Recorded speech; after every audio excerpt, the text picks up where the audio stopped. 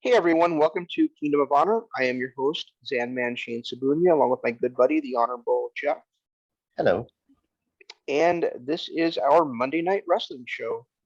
And today we're focusing on the big news about the releases, the big news about the new appearances in AEW, and of course, Double or Nothing. And don't forget the Will Ospreay news. Is there In is there fact, more on top? Is there more on top that we've talked about before? it's kind of an explanation of what actually happened. Oh, okay. You know, it. What happened is he's injured. It's an injury he could have worked through. In fact, the plan was for him to work through the Grand Slam run, that whole road show, and then lose the belt to Okada at the Grand Slam finale. And then, of course, he would take some time off to get to heal, and he would come back and win the title later on in the year to defend it at Wrestle Kingdom. That was their plan. What happened is when they canceled the Grand Slam tournament or Grand Slam shows, he had booked a flight back to the States with their recent COVID outbreak again, where they pretty much shut Japan down again. With the recent COVID stuff, the fact that they canceled the shows, he had already booked his flight to go back, and while he was almost on the plane, they decided that they were going to still run a few road to shows and actually do the event, and they wanted all of the talent to stay in Japan. He was already gone. So that's why he got stripped of the belt, and why there's so much heat on him is because they told him to stay, but he was already gone, so he didn't come back. Interesting. So, okay.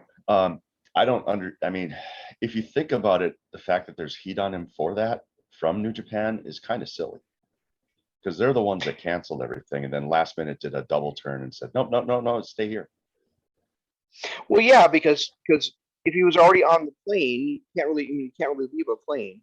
And I don't know if he was already on the plane or if he was booked to leave, or there was something where he was already basically out the door. He was on his way back to England, and I don't know if he was on the plane or if he was already in England or if he had had his flight booked. But you can't blame the guy if he was leaving to heal, and there's a serious COVID outbreak in Japan. You can't blame him for wanting to go get out of that COVID outbreak. No, I don't blame you for that at all. And that's the thing, is that we're supposed to be in this new age where it's more critical thinking about the pro wrestler than what it was in the past, right? Where you'd work through all these injuries, you would basically kill yourself for the business and for the company. We're not supposed to be in that era. So I don't see anything wrong with what he did. And um, I guess I do agree with the decision to strip him of the championship, just because they need to have a champion. Right. But I but I really like the idea that MMA does, or at least that UFC does, with where if a guy gets injured, there's an interim champion, and then when they come back, then the interim champion faces the real champion for the championship. Yeah. I think that's a really cool idea. They kind of did that with NXT with that cruiserweight title, and they did it with Karrion Kross too. I mean, Karrion Kross came back and got his title shot right away with Finn Balor. Didn't have to work his way back up for it. Because he never technically lost the belt. Right, but what I'm saying is, like, have have Ospreay keep the title, then have whoever wins between Okada and Shingo. As we're recording, as this airs, whoever that's already been decided. As we're recording this, the match is tomorrow morning, so we don't know yet who wins that match. Oh, that's right. It is tomorrow morning, isn't it? Okay. Yeah, it is. So, and then whoever wins that would be the interim champion. Then they would defend that title against Ospreay later on. While it's hard to disagree with the decision to go, well, obviously we talked about it, Okada should get the title shot. And while it's hard to disagree with Shingo being his opponent, because Shingo lost to Ospreay, I think there should have been some kind of mini tournament, or even a three-way match or something along those lines to determine Ospreay or Okada's opponent. Yeah, I'm okay with that. I'm okay with Okada versus Shingo. It's gonna be a great match. Yeah, I mean, I am too. It's going to be a great match, and like I said, while it's hard to disagree with it because he lost to Ospreay, I would have rather seen like a mini tournament to find Okada's opponent. But they also had limited shows to do it because they canceled a lot of the tournament, a lot of the Road to shows, and a lot of the Limited, tour. yeah, limited shows, and then also they're only doing like 5 matches on the entire card. So it's another one of those like shorter pay-per-views that they were having during the COVID era, where it's more like I think just trying to keep as few people on that show as possible, or as few matches Uh, on that show as possible. and I that mean, makes sense. I agree with you that that's a nice shirt you're wearing, by the way. I agree with you that Yeah, somebody bought it for me a couple of years ago. I agree with you that in a perfect world we'd have a tournament to crown a champion, or at least a tournament to face Okada to crown a champion. Right. But I do think it's okay that in this case that Shingo was like the latest one in the mix for the title. He did lose to Ospreay, but it was a close match. He was also in the finals of the New Japan Cup against Ospreay, so Yeah. it does kind of make sense for him to be in that role.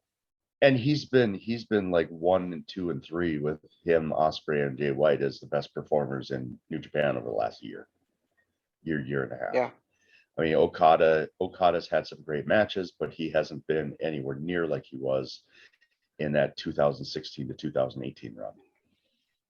Yeah, just playing devil's advocate, I would also say that another match on this same card, again, having tomorrow morning as we talk right now, is Ibushi versus Jeff Cobb.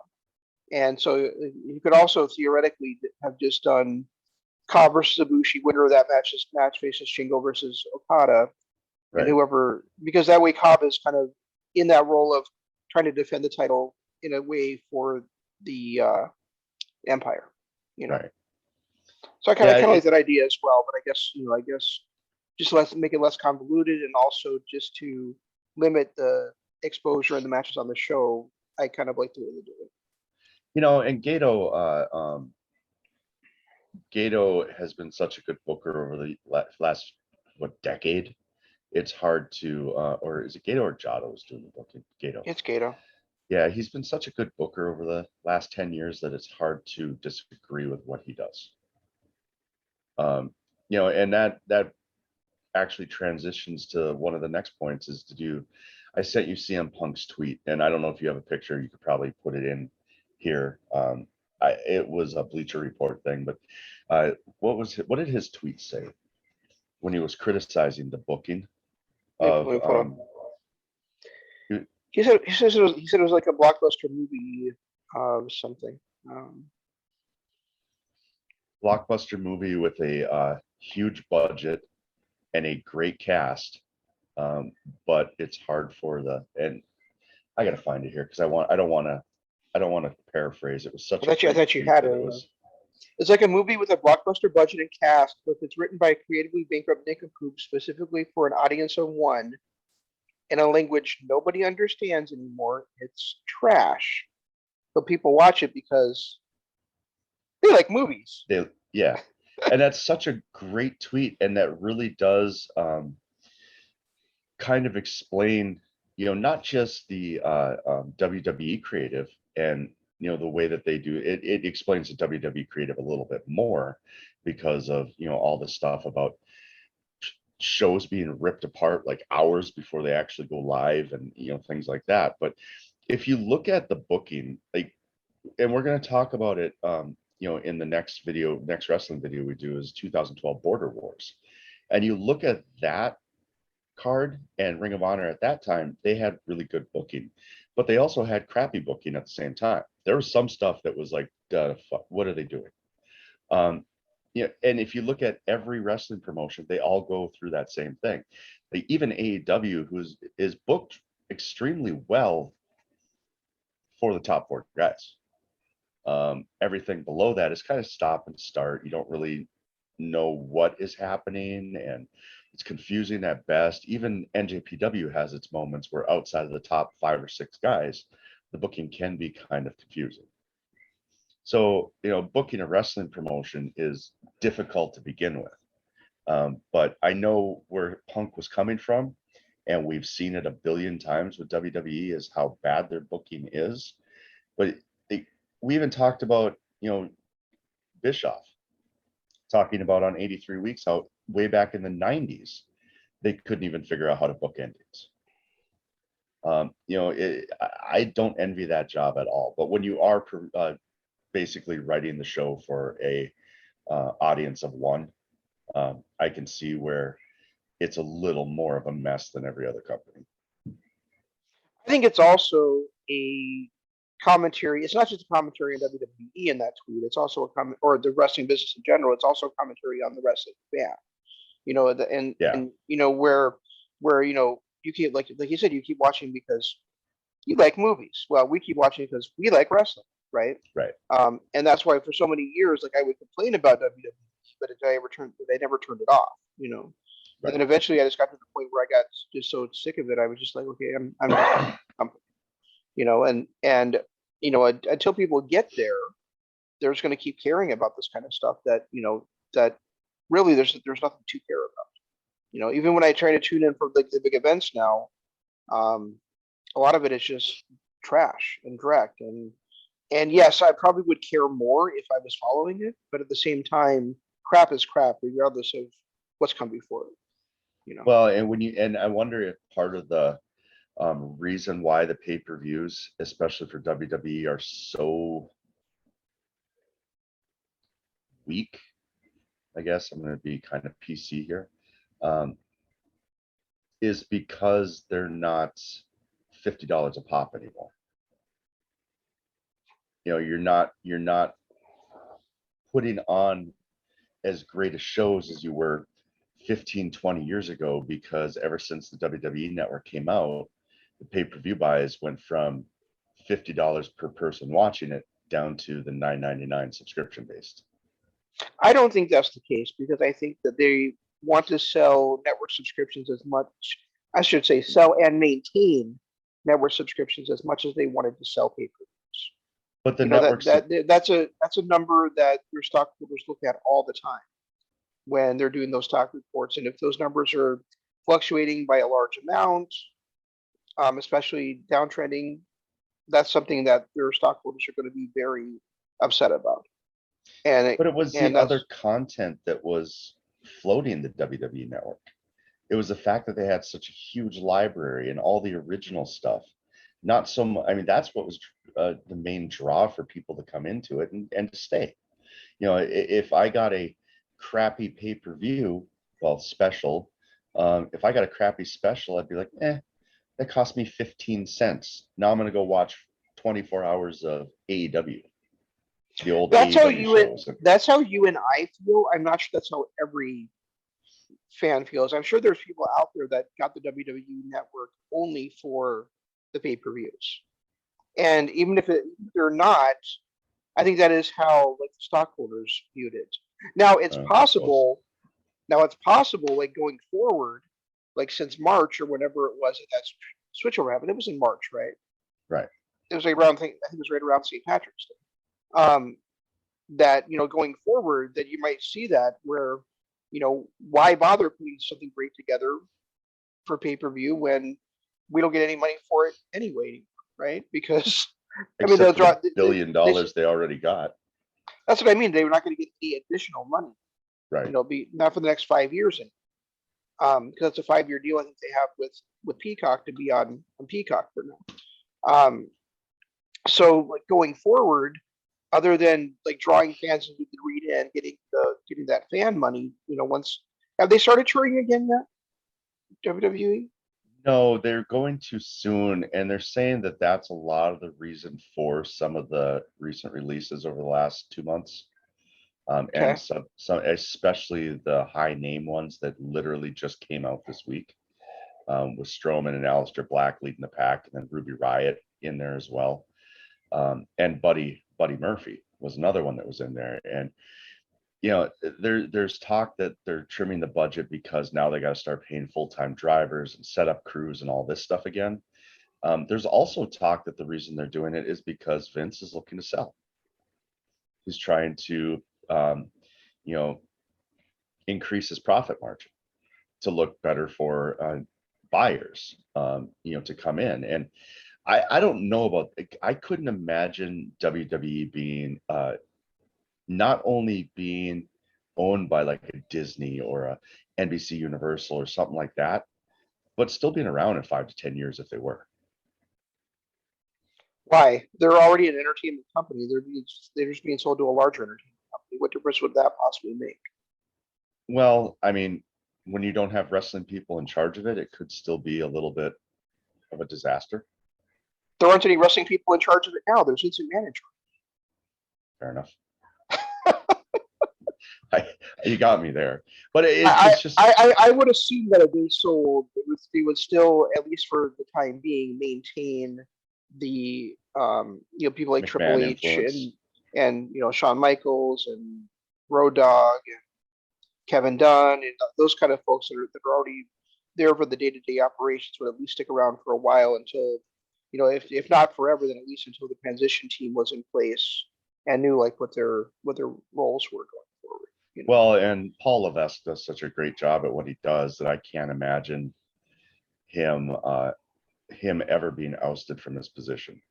It might be more of a contract thing as opposed to being a family business, but he is so good with just, and people blame him because NXT lost the Wednesday Night Wars, which I never understood the Wednesday Night War thing anyway. That was more of a thing that was built by Vince McMahon just to kind of relive what he did back in the day. But people are blaming Paul Levesque or Triple H for that failing and them moving to Tuesday nights, which that's not the reason why it failed and they moved to Tuesday nights. It was not as good a product once the WWE main roster team got involved, because it became more like Raw, more like SmackDown than the NXT product that we saw before that. Plus, they got duped by the NHL. That's why it moved to Tuesday nights, not because they lost any kind of war and they had to move for viewership. They moved because the NHL told you or said they were selling to getting a contract with USA and then ultimately didn't.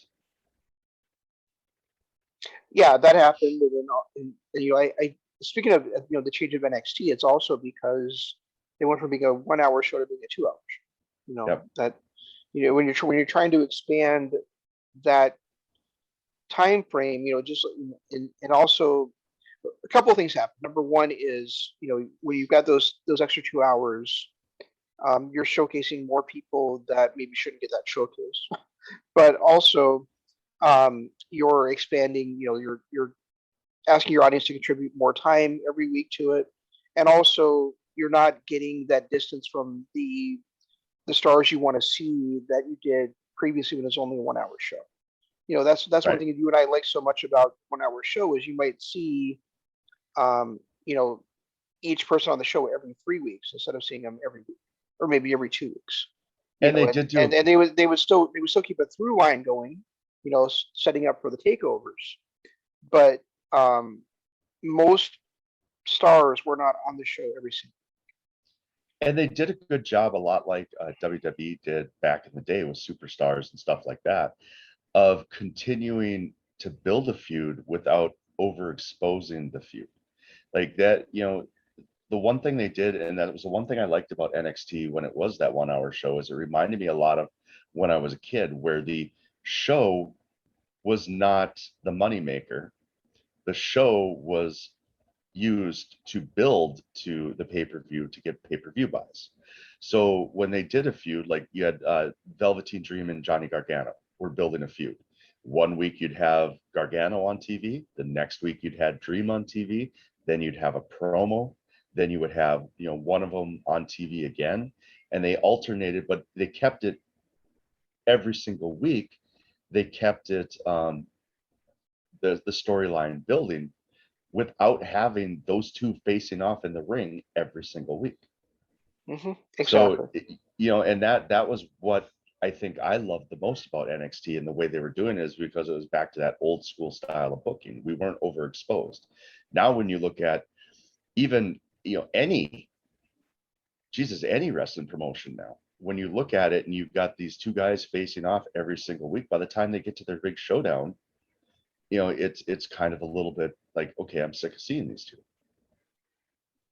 And Yeah. I criticize AEW frequently for the fact that they have 2 to 3 week storylines. But in today's wrestling world, that actually makes more sense than having them face off for months. So by the time they get their big payoff, we're sick of it. It might only be a 2 week buildup, and then they blow it off on live TV. But at least we're not sick of it by the time we get there. Yeah, that's true. I mean, it really does feel like this the stuff with Moxley and the Elite's gone on forever, doesn't it? Oh yeah, that's. I mean, it started like in like December, and then they finally had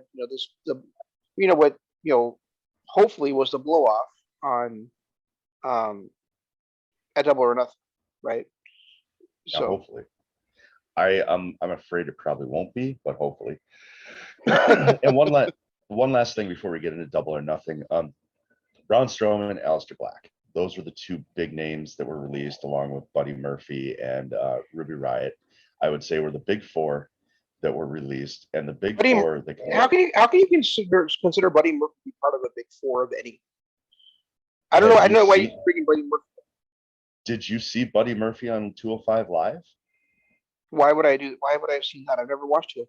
Exactly. See, he's the type of performer that was another one of those who was great until he got to Raw and became somebody's lackey.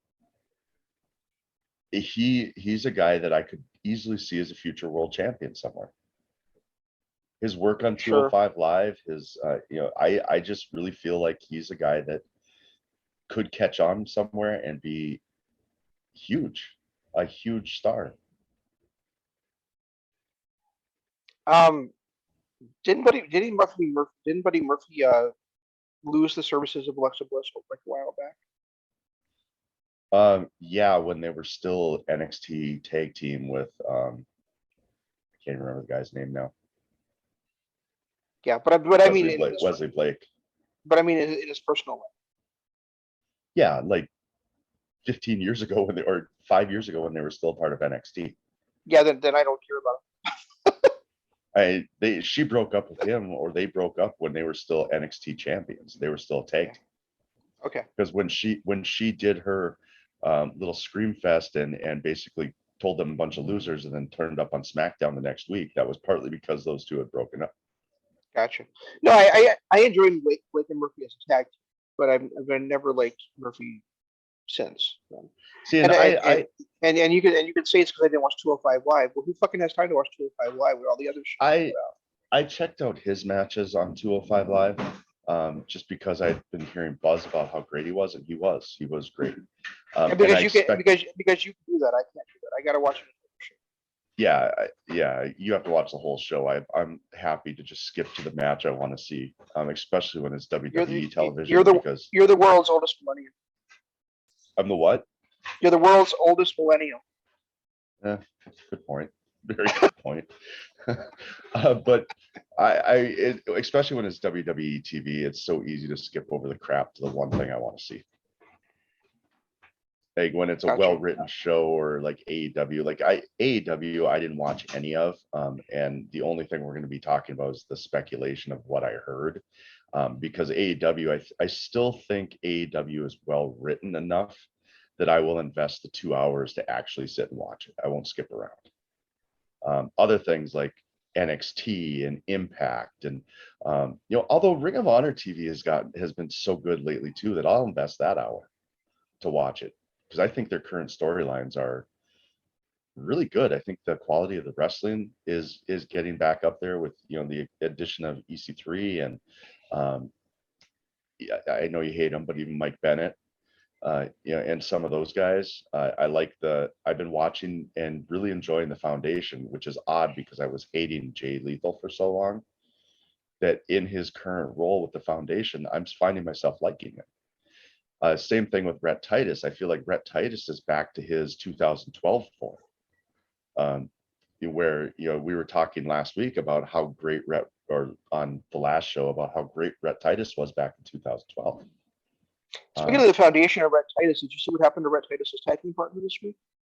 No, I didn't. I haven't watched that one yet. I'm gonna watch it later today. No, not on the show, in real life. Oh no, I didn't hear anything. Tracy Williams was walking across the street with his dog, and a guy ran a red light and slammed into him with his car. Oh my. Yeah, he was hit by a guy going about 25 miles an hour, and ended up in the hospital. He's back. He's back at home now. He just kind of Got shooken up, or did he break got shook- anything? Or I think he maybe hurt his ribs a little bit, something like that. But okay, so he's mostly okay. I'm not gonna lie. There's nothing that hurts more on this planet than bruised ribs. Yeah. I slipped on ice in December, fell and bruised my ribs, and I hurt so bad I could barely breathe for like 3 weeks. And then even then, it was lingering pain in my side for probably a good month and a half after that. Well, if you think So- about it, your ribs and your rib muscles move every time you breathe. So Right, exactly. that's why it takes so long for that area to heal. Yeah, it's like if you get a cut on your hand and it happens to be on a knuckle or something like that, it always can take longer because you're constantly moving it and reopening the cut. Yep. Same thing with like bruised ribs. Every time you breathe, it stretches those ribs again, stretches those muscles, so it takes longer for them to heal. So that makes sense. But man, that sucks, Tracy. I hope you're doing okay. Yeah. And please come back to TV soon because I am really enjoying the foundation. He had kind of a funny tweet about it where he said, "It's nice to know that all those times I said like being in a wrestling match felt like being in a car crash, or feel like I get hit by a car. I wasn't that far off." That's great. That's a great line. Speaking of great lines, we got some to talk about Carino on our next, when we do our Border War show next.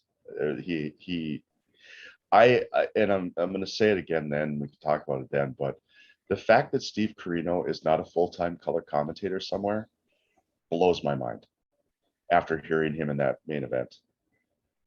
Where did was it on one of the recent NXTs we saw him come out? Yeah, Right. he came out and just did like a little guest spot, but nothing major. Right, he came out to like break up a fight or something. I was like, oh wow, that's Carino. Yeah. But okay, the last thing that I want to get to before we really get into a quick breakdown. Well, we didn't really talk about the releases very much. That's what I was going to say was the Braun Strowman. I just kind of insulted you for, not really insulted, but I kind of questioned your focus on Buddy Murphy. But I think because wasn't Lana one of them too? It was Lana. Yeah. And Ruby Riott and Braun Strowman and Alice. And then there was one other one that we just don't. I'd never heard of. Who? Before. Oh, okay. I can't remember her name even. That's how little I knew about her. Yeah, I mean, Garrett or something like that. Oh, okay. I think she was formerly on NXT before. Okay. Yeah. So I don't think it's Sandra, but Garrett. I remember the name. Something similar. Garrett. Yeah. Yeah. I can't. It's just amazing to me that Braun Strowman last year's WrestleMania, he left the main event of that show with the WWE Championship after defeating Goldberg for it, right? Right. And now 14 months later, he's out on his ass. He was and they've invested so much into this guy. He's good on the mic. He's great in the ring. He's a big, huge guy. He fits like everything WWE wants in their superstars. And he's able to pull off a comedy character too. We saw him do it in his feud with Elias when he came out there with the bass to kind of mock that big cello bass, whatever, that they use in orchestras to kind of mock Elias and his guitar. And some of the other stuff that he's done, just comedic gold. He's got great comedic timing. He's great on the mic. He's a huge, huge guy who pulls off the monster character very well. I've never really seen him do a technical wrestling match, so I can't say. But and he was clearly a fan favorite, even when he was a heel. Right. And then the only thing that I can think of is they've got so many people at the top, and he was making a ton of money that it ended up being a budget cut for that reason. Yeah, I mean, he's just, and he's. I guess I don't know his age, but I know he's not been wrestling business that long. I mean, like maybe 7 years now, right? I want to say he's in his late 30s. Okay. I'll look it up. Yeah, I just, it's just astounding to me that. And remember when he started, like everybody was like, "That's that Braun Strowman guy just we all thought he was shitty." But I shouldn't say we all thought, but the consensus was, he couldn't do much, and he's proven to be, like just an absolute star. So he really should be a guy that's like a foundational piece for them, not a guy that you release just because you need the money. He was born in '83, so he's 37 years old, Okay. or turning 38 this year in September. So yeah, I mean, he's an older guy, but as we're experiencing in wrestling, 40 years old is not that old anymore. Where No. it used to be, you hit about 35. Once you hit 4, I remember people calling Flair old in the 40s, and now you look at the fact that 90% of the wrestlers are, upper 30s, early 40s.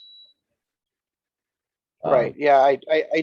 That's a release I don't understand, and I think that he's somebody that that either Impact or AEW should jump all over, trying to get him as fast as possible. Well, and he's one of those guys that it's even more confusing because he was literally just in a world title story. Literally like 2 weeks ago, was involved in a world title story. And then for them to release him and I know everybody's saying this, that it's shocking, and he's the most WWE guy that could ever be a WWE. It just, oh wow. It's shocking to me. And then the same thing with Aleister Black, with the amount of money that they sunk into him over the last few months, with all these vignettes and starting a feud with Big E and everything. For him to be released was also kind of a shock. And as far as I'm concerned, Ruby Riott and even Buddy Murphy, and I know you don't see it like I do, but they remind me of, like we said about Chelsea Green when she got cut. If you can't make a star out of these people, you don't know how to make a star. Like Ruby Riott, just the thought of her going to AEW and feuding with somebody like Britt Baker or Sheeta, or it just has my mouth watering to see that. Yeah, I think Ruby Riott's fantastic. I'm just not sold on Buddy Murphy. I mean, maybe like you said, because I haven't seen him as a singles wrestler. I actually, when I started hearing the rumblings about how great he was on 205 Live, I invested the time to actually watch him on 205 Live. And that's why I was so disappointed when he made the main roster and became Seth Rollins' lackey, and they never really went anywhere with him, because he was such a good in-ring performer, and his character was outstanding. I really had started to enjoy him. And that's like I said, you don't see it because you didn't watch that time, but I definitely saw it with him. Oh, that's right. Because when he became the Monday Night Messiah, he took Buddy Murphy as like his second, and then he had the Authors of Pain as their kind of backup, right? Yep. As their heat. As their heaters. They made him a lackey, basically, is what they did. Right. And then they never a disciple, because he was supposed to be like kind of like the Jesus figure, so right. He was kind of like the disciple, right? And they never really gave us that payoff match when they broke up. Buddy never got his payoff match with Seth Rollins, which I think had he had that match with Rollins, people be looking at him in a much better light too, because we would have saw how great a performer he was. Well, were they even together long enough to have a really big blockbuster breakout match with each other? I think they could have built to one. I think they were together for a damn near a year. Okay, well, I didn't realize it was that. Braun Strowman tweeted, "If I leave here tomorrow, would you still remember me? For I must be traveling on now because there's too many places I've got to see." Leonard Skinner's song, but that was a tweet he just put out. So, is he tweeting that, he's moving on? Maybe he's going to do kind of like the Cody Rhodes thing, where he's just running the independent circuit for a while. Kind of like what EC3. Well, kind of like what EC3 did too, because EC3 was appearing both for Impact and ROH at the same time. The only problem with that is he's not a wrestler on that level. I think he needs to come in and be booked as a monster, and like he was with his comedic timing, where EC3 and Cody got over on their wrestling ability and the fact that they were able to put on great matches. I can't see Braun Strowman going out there putting on great matches. Why? He's done it before. He's had 5-star I've matches never, before. has he? I guess I don't. Yeah. I Against suppose Roman. his matches, especially that ambulance match against Roman, and he had And Big a Show really too. good match. Yeah, and he had a really good match against Drew McIntyre too. So Yeah, I mean, and those are 3 varied guys. You can't really say that Drew, Roman, and Big Show are the same kind of wrestler. So no, not at all. So he's had 5-star matches, in my opinion, against all 3 of those guys. So And then the other thing too, briefly, like I said, I haven't watched it yet. I'm going to. I'm just going off of what I saw and heard. Andrade made his debut for AEW on Friday night.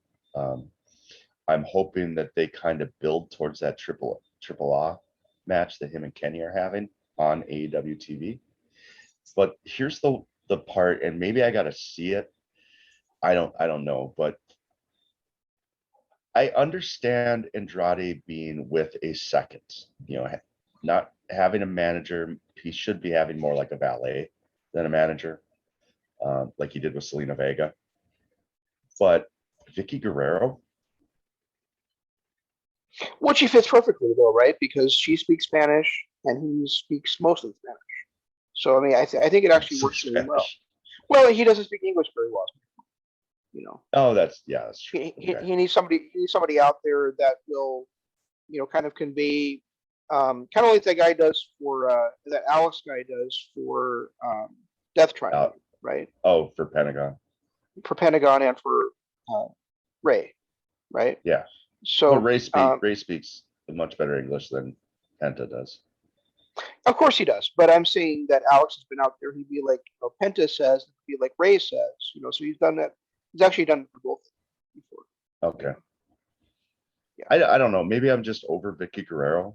Maybe I feel like Andrade would make a great babyface.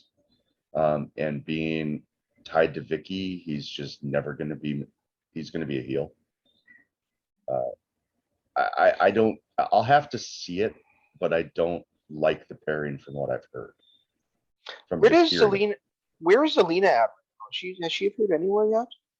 I don't know. Honestly, I don't know. Because it does really feel like they would be a good fit to bring back together, right? Right. So I understand your concerns, but I do think that Vicky, has proven herself to be a great heel presence, like she did with Edge before, for instance. Remember? I have not liked the pairing of Vicky Guerrero and Nyla Rose. No. Nyla. Yeah, it is Nyla Rose, right? Nyla Rose, yeah. Nia Jax is WWE. Yeah, Nyla Rose. But I do think that she'd be a better pairing with Andrade what are they calling him? Andrade Idolo. Right. Yeah. Yeah, and I mean, I don't know. I like that. That's like Andrade the Idol. Cool. Yeah. So, I don't know. Maybe it's just I'd like to see him with a babyface run. I really would. I hate having foreigners always being considered the heels. I'd like to see him with a babyface run. And I think Vicky's the wrong person to do it with, because just having Vicky screaming "excuse me" is going to draw heel heat. He's only 31 years old too. He's a young guy. He's still got plenty of time. Yeah, well, he's outstanding. What's even more amazing about him being 31? When we were in love with his performance against Gargano in NXT, he was only like 27 years old. I was going to say he's like 27, right? Yeah. Wow. Man, he's going to be a superstar. He's another guy. He's another guy that I just don't get how WWE screwed up so bad. Screwed it up. Yeah. They got their way of doing things, I guess, Right, but for a company that's been trying so hard to develop the next Latino star after Rey Mysterio left, I know they brought him back. I they're probably trying to do Dominic now to capture that audience. But to let so go as a team of a pairing like Andrade. First of all, to change his name from Andrade Cien Almos to just Andrade. Just Andrade. Which it's on. They're going to change it. It should just change it to Cien Almos, not to Andrade, in my opinion. Right. But then to bring Selena, then you eventually split him from Zelina after having him team with. I can't remember who he teamed with as a tag team partner, but yeah, I mean, it's just they screwed up so bad on him. You know what the funniest part about you saying that he would have been better off going by Cien Almos What's that? instead of Andrade? Andrade is his real last name. Yeah. Emmanuel Alfonso Andrade. So it's kind of funny that you would rather see him going by his fake last name as opposed to his real last name. Well, Andrade just sounds so generic, whereas Cien Yeah. Almos, is like 100. What is it? It's 100 deaths or something like that, isn't it? Yeah. Yeah. So that's the thing is like that's why it's just what the meaning and then also just the way it sounds. Yeah. I said the same thing about Miro. I think Miro sounds ridiculous. Right. And Miro's his real first name. So it is, but it's not really the name of somebody as a brutal killer type of guy. Rusev sounds like a killer. and Miro sounds like goofy. Wasn't his name in NXT like a full name and they shortened it to Rusev when he came up? It was Alexander Rusev. Okay, that's what it is. Yeah. So, speaking of him, he defended his title against Lance Archer. Lance Archer at Double or Nothing. What a great pay-per-view though, too. Like I'm looking over the card, and when I watched it, I can't think of a horrible match on the entire card. Yeah, I think some could have been better than they were. I can't think of any that I would go as that was a great match. I'm going to definitely watch that 5 years from now. But every one of the matches was to a level where I thought as a total show, it was a great show. Yeah, I mean, I did not watch most of the Sting and Darby Allin versus Ethan Page and Scorpio Sky match just because I had to kind of feed my dogs at that time, and I was like, okay, well, this is a good piss break match. Well, it actually wasn't too bad. The one thing I do like about Ethan Page and Scorpio Sky is their tag team name. They're called the Men of the Year. The Men of the Year. Oh, that's interesting. I love that tag team, that name for a tag team, especially those two guys. I did like watch like towards the ending of that match, and I thought it was really stupid that Sting was the one that got the victory in that one. I'm sure, and it was the crowd and everything, but Darby was the one that needed, the comeuppance on those two, and the majority of the work. Well, he was the one that needed to get the revenge, and he was not the one that got the pin, Right. And the only real drawback I can say about this is this entire card was predictable. Like there was no how does Cody call himself the American Dream on Memorial Day and not beat Anthony Ogogo? Was it predictable that Anthony Ogogo was going to put on the kind of performance that he did against Cody? No, it wasn't. But it was when you look at the outcomes of the matches, there was no way that the Bucks were going to lose. There was no way Adam Page was going to lose. There was no way that Miro was going to lose. I mean, Miro just won the belt. Bucks, they're still trying to build up. Same thing with Kenny Omega. You knew he wasn't going to lose. The stipulation of the Inner Circle disbanding, you knew they weren't going to lose. And the way they've been building up Britt Baker, there was no way she was going to lose. The only surprise in here, and I can't even really say I called it a surprise as far as the outcome of the matches, was Jungle Boy winning the Battle Royal. But even then, when you looked at the guys in there, who else other than Jungle Boy really deserved that win or should have earned that win? They're still trying to build Christian Cage up, so he's not going to automatically get a title shot. The rest of that, Rumble, there was really nobody that they've been building to a point where they deserve the win. So I mean, Yeah, go ahead. when you look at this overall card, it was really kind of predictable as to what was going to happen. Even the fact that Orange Cassidy ate the pin, because out of the three in that match, Orange Cassidy was there to eat the pin. I will say Orange Cassidy has been impressing me a whole lot more and more every time I see him, but he was still there to eat the pin. Okay, so I'm going to counter you by saying I really thought that Moxley and Kingston were going to win the tag titles from the Bucks. So that actually did shock They're me. still building. Okay, but you're saying it was predictable. Yeah, I'm saying maybe it was for you, but not for me. You know, yeah. I felt like that team was going to win the tag titles because I thought that's where they were going with Moxley was going to be have him being a tag team champion. They're going to continue that. I didn't even know who the persons were for the battle royal, so I had no idea Jungle Boy was going to be the one winning that one. I thought that Lance Archer had a great shot to win the title from Miro because Miro's been booked so up and down. And as far as Baker beating Shida, I thought it was a good chance of Baker beating Shida, but as the match kept going, they kind of turned me around and I was like, oh well, maybe Shida's actually gonna pull this one out. I think they did a great job in those matches, like making it feel like matches like the endings were always in doubt at all. Right. And as far as the World Championship match, I do agree that Cassidy was kind of there to take the pin. At the same time, I thought that was a perfect example of Paul Heyman booking, where one guy got over, one guy went over. Right. Where I mean, by the time that match was over, the crowd was like dying for Orange Cassidy to be the champion.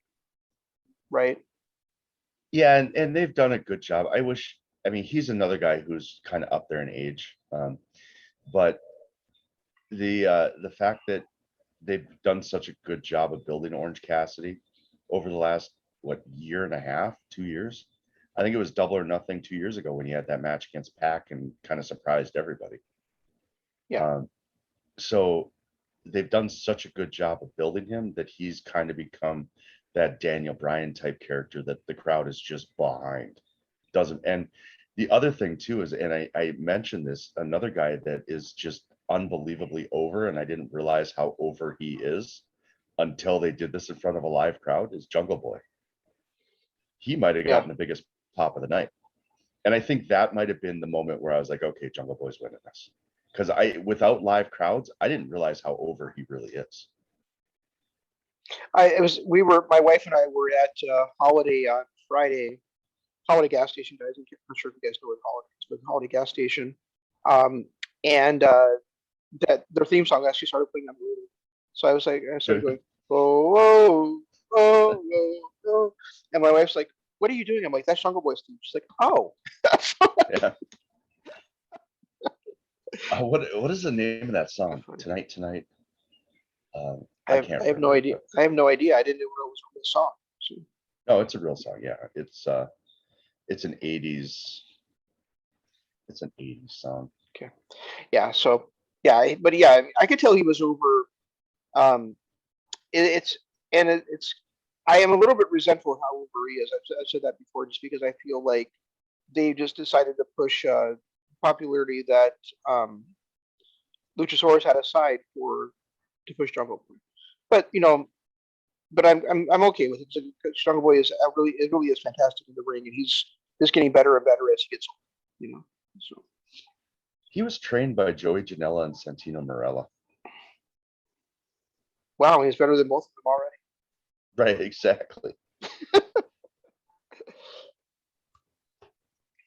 Okay. Trying to think of find out what his, but yeah, I mean, I thought the card itself was great. While I don't think anything really stood out as just absolutely phenomenal 5-star match type stuff, I thought everything was done well enough to say that this was a great pay-per-view. Yeah, that's true. I don't think there's any really 5-star matches. On the other hand, I did think it was a great show. it's one that you said, I knew you said something you think you want to die again to watch in 5 years, but it's something I kind of want to watch right now. Just Again, where as much as I like the Impact paper Rebellion, I don't think that I'd rather watch this Double or Nothing one again over that. And maybe some of it is maybe some of it is just like the live crowd type stuff as well. But I think it's also just kind of like the star power and just I really love that tag match between the Bucks and Kingston and Moxley. I like the world title match. I like the women's world title match. I thought that was a great match. So I mean, I guess there really wasn't a lot of great matches and moments on this one. I did really enjoy a lot. So I would say though that I thought that the other than like the last 5 to 10 minutes of that match, I was kind of disappointed in the stadium stuff. I knew it wasn't going to be as good as last year's, but it really did feel like you said, like completely predictable because there really wasn't any single part of that match, other than the fight between Spears and Guevara, where the Inner Circle ever did not have the upper. Yeah, I agree. And it was nice to see Sammy get the pin. I think it was a good callback to his being the guy that lost the match in the Blood and Guts match, to being the guy to actually get the pin, to finally get the pin over Shawn Spears was another nice touch because of their little history ever since Spears slammed his head through that chair. I felt like that was the right call, having Sammy win it. That's what I meant by the last 5 to 10 minutes. That part of the match, I thought, but overall, there was things that just I didn't like the fact that there was like basically no balance. It was basically the entire time Inner Circle was dominating the Pinnacle, and that the tag teams just kind of disappeared for the last 15 minutes of the match. Were they even? I don't remember FTR being and PNP really even being a part of this match after the first couple seconds. Well, they kind of fought like by those elevators and stuff. They went down in the elevators together fighting, and then they just weren't there the rest of the time. And the Wardlow Jake Hager spot with them with the cooler was pointless at best. Mm-hmm. Like it there was no reason for them to even go into the cooler or open the cooler door. There was nothing about that cooler spot that made any sense or had anything. Oh, they went into a nice cold room. That's pretty much all it was. No, I mean, I did like the original idea where Wardlow was going to trap, Hager in there, yeah. Hang her in there because there's because one of those coolers where there isn't like a lock on the insides or way to open it from the inside. So right, you lock him in there and then he's out of the fight. Right, but then like 3 minutes later he slams him through that. I can't remember, he's like slams him through a wall, right? He has it like laid out, and then so you would think he would have walked away to get into some other part of the fight, but no. Instead, he just he apparently just stands there because they cut back and they're fighting, and it's just that was another part of it. It's like last year's it made a lot more. It was a lot more organic. It made a lot more sense because people would move around. They would change people they're fighting against. This one, they all stuck to the same battle the entire time. The song Tarzan Boy's song or Jungle Boy's theme, it's a song called Tarzan Boy by Baltimora, that was an 80s song, like mid 80s, and Tony Khan actually bought the rights to the song for Jungle Boy. Okay. So I knew that song was from the 80s. I just couldn't remember who sang it and what it but yeah, it looks like Tony Khan actually bought the rights to it. So cool. But other than that, I mean, I thought it was a great show. I just didn't this or like the last match. Yeah, somebody had mentioned something about how the Stadium Stampede match should not have closed the show. I don't know how you don't have a cinematic match like that close the show. I think it should have closed the show. I just think it should have been better. So Yeah, I think I would have been a lot more. I think I would have been negative about the show if it had closed the show and that part with Sammy had not been the one to kind of dominate the last few minutes of the match and get the victory. Because right, I thought like you said, I thought that was poetic justice. I did not, but the rest of it was just kind of like, oh, Jericho's kicking MJF's out. So of course he is. right. The tag teams disappeared, and I would much rather have seen more of PNP versus FTR than more of Jericho versus MJF personally. Yeah, and the spot with Urban Meyer, and I could have done without that. It was kind of funny. It was funny, yeah, and it was perfect for a cinematic match, but I could have done without it. I would have rather, like you said, I would rather seen a little bit more of FTR and PNP than see that. Yeah. Especially after they had just fought in the cafeteria and then they fought in a boardroom afterwards. That was about 10 minutes of those two that we could have shortened down a little bit and cut to one of the other matches. Yeah, and like I said, they didn't have to always be the same people that were fighting the entire time. That. Yeah, and that was the other thing too that I did notice about it is it's really become kind of a trope between these two, where it's Jericho and MJF, it's Spears and Sammy, it's Hagar and Wardlow, it's the tag teams, and even in the Blood and Guts match, it was 90% of the time it was that same pair.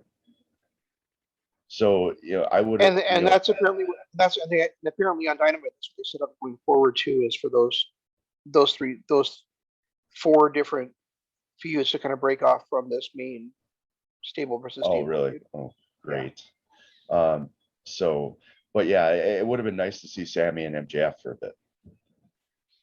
Yeah. Or even the tag teams kind of break up and maybe PNP is fighting Hagar and Sammy and FTR is fighting. It would have been nice to see some kind of different pairing because we're starting to see the same pairings all the time. Right, and that's like I said, that's what they're building for going forward too. So you're not going to get any separation there at all. But yeah, I mean, I don't have anything else that I really want to talk about right now. No, me neither. No, I just want to let everybody know that our next wrestling show coming up is going to be focused on Ring of Honor's Best in the World 2012 for next week's show, and we're not really going to have any like today's wrestling on that one. Probably just like a half hour, 45-minute show, just because we're basically we're just recording it like a week in advance. So just to let you guys know, yeah. we're a bit we're going to be a bit behind the times on our next show. The reason being is because my son is graduating. His graduation party is when we would normally be recording it. So I got to pick a priority there. And unfortunately, my 18-year-old son is going to take precedence over modern wrestling talk. Yeah, and I've got stuff going on that I have to actually work that too. So it just worked out for us to record things in advance. That's all. If you guys like the show at any time, hit the like button, subscribe button, ring the notification bell. Check us out on our Patreon page, patreon.com/Kingdom of Honor. And do all that stuff. And then our the next video we're going to drop is a review of a Netflix movie, HBO Plus, another Max release, one that I was unaware of that happened, and it was really a good one. I enjoyed the movie. Yes. And now I'm rambling because I don't know what else to say. The name of the movie is Those Who Wish Me Dead, but we'll talk to you about that on Wednesday. And this is Shane saying long days, pleasant nights, and Jeff saying goodbye.